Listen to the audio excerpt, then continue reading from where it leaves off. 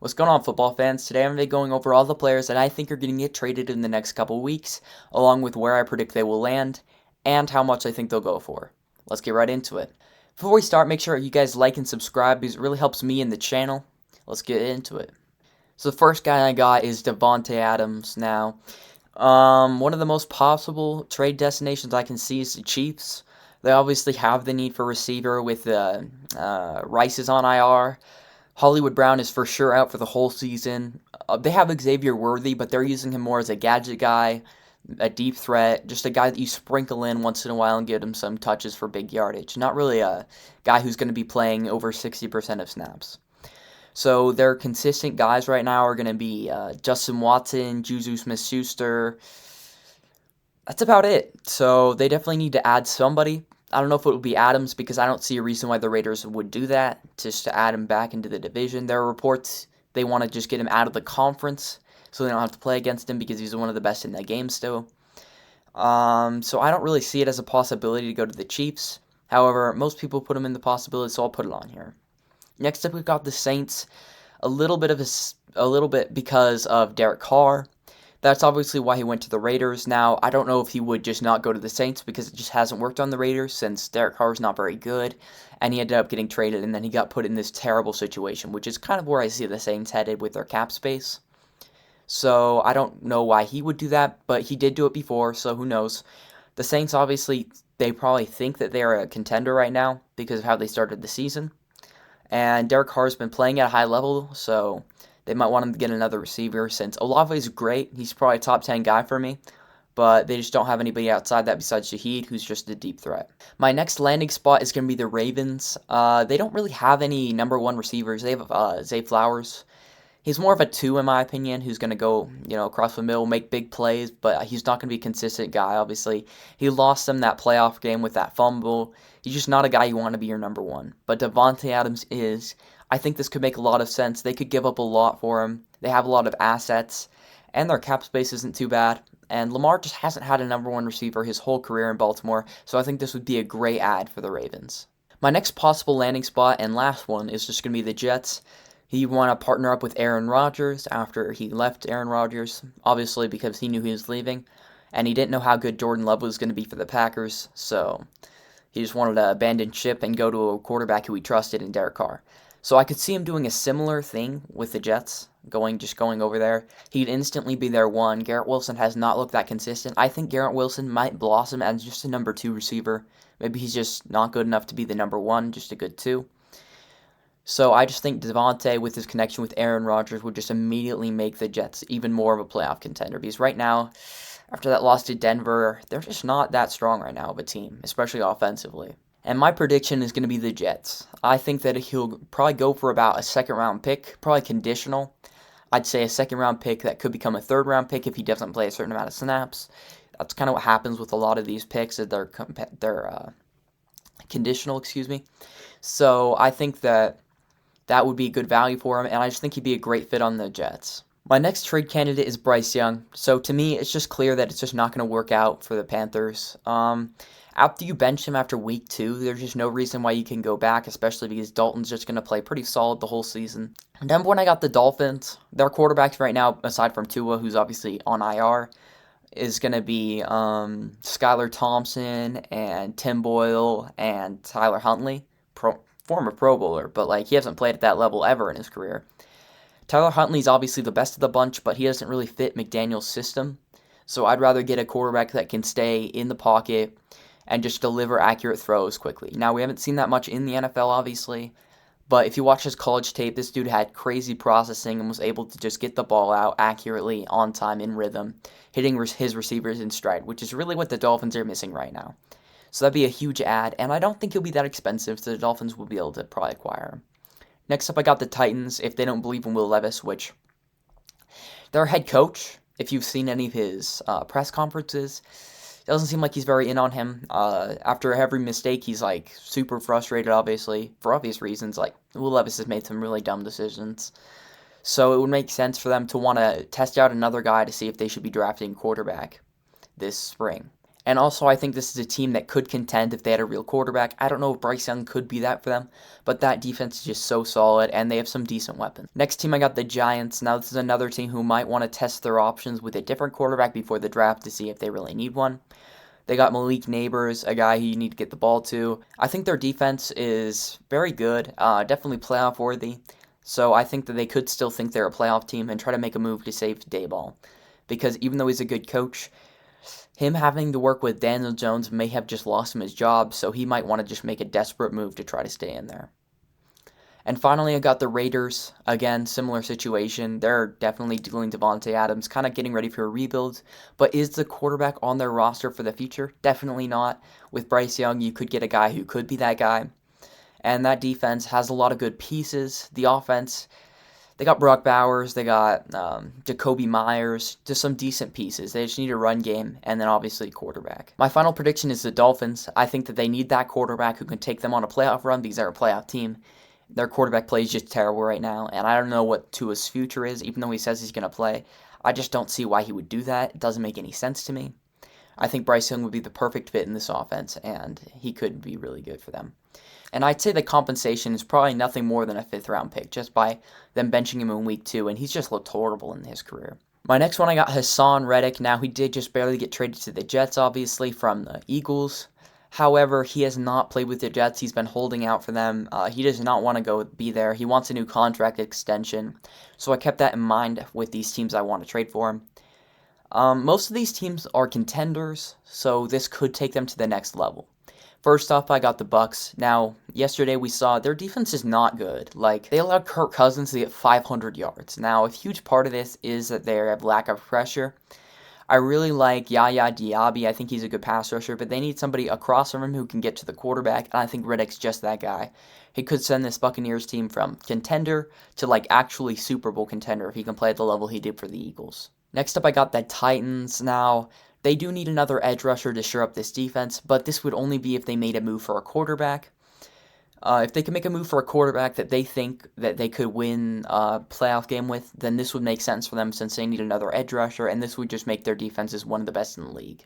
Next up, I got the Ravens. Their defense has been good, but it's just taken a step back. They need that elite pass rusher, which I think Reddick is. If they can get that, I just think they can be one of the best teams in the NFL. And obviously, they haven't been this season, starting at just 2-2. Next up, I got the Cardinals. Now, they're obviously not a contender either yet, but they could be if they add another edge rusher, because right now their edge rush room just contains Dennis Gardeck and Zaven Collins, who just converted from linebacker. So before the season, they had B.J. Ojulari, who looked like he could have a breakout season, but obviously he was out for the whole season now. So I think they need to make a move if they want any chance at making the playoffs. They need to get some pressure. They need to get a corner. They just need to get a player on defense who can play at a high level to elevate the whole team. And my prediction is going to be the Ravens, just because, as I've said, they just need that edge rusher to change the game. Odafe Owe has not quite broken out to the player they wanted him to when he was a first-round pick. I think that Reddick could make plays for them and really transform this defense. Next up, I got Dameon Pierce. Now, it doesn't look like the Texans really like him. They've been playing Cam Akers over him. Obviously, Joe Mixon, but he's obviously better. But, Pierce was very good for them when he started last season.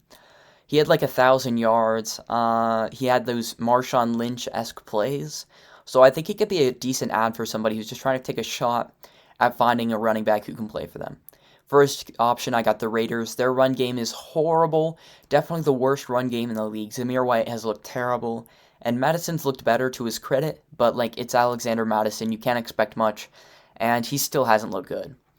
Next up, I got the Cowboys, who have probably the second worst run game. Their run game is just headlined by Rico Dowdle, Ezekiel Elliott. These are just not good players in 2024. So if they could add Dameon Pierce, he could right away just be their workhorse back. And he has some good upside too, since we've seen him have high-level play. So I think this would be a great ad for the Cowboys. Next up, we got the Chiefs with Pacheco on IR. They definitely don't have a very good run game now. If they could get Pierce in there, I feel like their run game could be taken a little bit better just while Pacheco's gone. And he could also come in a lot more than their backups right now to help relieve Pacheco once he comes back. Finally, I got the Bears. Swift has just been terrible for them. Like, aside from the week last week where he had 90 rushing yards or something like that against the worst run defense in the NFL, he has been held to 2 yards per carry. They just need to make a move. If they want Caleb to succeed, it'd just be nice if they could have a run game to take the pressure off of him. My final prediction is that he's going to go to the Cowboys. Obviously, they just need a running back. This is a team that thinks they can win the championship. They have so much offensive firepower outside of running back, and their defense is very talented if they can just, get back in shape. Next up, I got a guy who's just a bit of a project at the moment, Burks. Obviously, the Titans traded so much to get him. They traded basically A.J. Brown for him. That has not worked at all. That made no sense, especially after they signed Calvin Ridley to the same deal they would have signed A.J. Brown to. They could have had A.J. Brown right now to help their quarterback. That would have been so much better, but he just hasn't worked out at all for the Titans. I think he's their wide receiver 4 right now, just not catching passes. His drop issues are terrible, and he's not able to make the dynamic plays he was making at Arkansas. So here are some potential landing spots I got for him. I got the Chiefs. Now, they need that receiver. They need a receiver to make plays for them. I think he could be a kind of Kadarius Toney type player, but maybe he can be a bit more consistent. Toney obviously had drop issues, and Treylon Burks does too. However, I think Burks can be just this guy who can just run people over, just a crazy gadget player who can also start on the outside if you can just train him up a bit. And in Andy Reid's system, I could see him actually being a pretty good reclamation project for them. The second team I got is the Steelers. They have no one outside of George Pickens, and this is a team that's 3-1. They need to make a move just to get another offensive piece for either Fields or Russell Wilson, whoever starts the rest of the season. I think this would be a great add for them. Roman Wilson hasn't quite been that great as a third-round pick. Obviously, hope in the future he can be your number 2 or 3, but Van Jefferson right now is the 2, and that's just terrible. At 3, I got the Ravens. Obviously, they're a team that just wants to contend. They don't really have a number 2 right now, or number 1, obviously, but they got Zay Flowers, Bateman, just no one else outside of that, and I think Burks can be that number 3 to really help this offense. And for my last one, I got the 49ers. I think that they can unlock his playmaking ability in certain ways, scheme him open, get him in space, get him running after the catch, handoffs, playing in the backfield, just all the stuff Kyle Shanahan loves to do. I think Burks can do that at a very high level. My final prediction is that he ends up on the Chiefs. I think the fans will be very disappointed. I don't know why I see this as a very possible outcome, that this is the guy they do to try to make a playoff push as their wide receiver acquisition. Treylon Burks' trade compensation could be probably like a 6th-round pick. He's just lost all value from how he's played for Tennessee. Next up, I got Darius Slayton, a very, very solid number 2 or 3 receiver. He just is getting kind of pushed down the Giants' depth chart with the emergence of Wan'Dale Robinson and Malik Neighbors. He just hasn't been able to get the volume he deserves. So I think this would be a great trade candidate for them, as he's like 27 and he doesn't really fit their winning window. First up, I got the Chiefs. Now, he'd be a great player to just go in there and immediately be their number 1 receiver for now. But obviously, you don't want him to be your number 1, but he's just one of the best options available for them. So we'll see how that goes. Next up, I got the Ravens. Obviously, I've put them up for all these receivers. I think he'd just be a great player to add to that room. I think he'd be instantly their second best receiver. And he's just able to make plays for Lamar, just having more options out there. Next up, I got the Steelers. Again, same thing. He'd immediately be their number 2 receiver. He could stretch the field for Pickens, who's not really a field stretcher. He doesn't have that speed. I think Slayton really complements him, so I think that would be a huge add for the Steelers. And finally, I got the Lions. They don't have a third guy outside of Amon-Ra and Jameson Williams who can make plays. Now, he is quite similar to Jameson Williams, very fast receiver, but I think he's a lot better at route running and a lot more consistent. So I think that he could be a great number 3 for them. My prediction is that he ends up going to the Steelers. I think this would be a huge add for the Steelers, just helping their quarterback so much. I think that could take the offense to the next level, adding another weapon for him to work with. I think his trade compensation will be about a 5th-round pick, just because that's how much these players get traded for, even how good they are, and he has not done much this season. And finally, for my players, I do not think will be traded, but obviously most people do. They're on a lot of these trade target places that people are talking about. I got Budda Baker.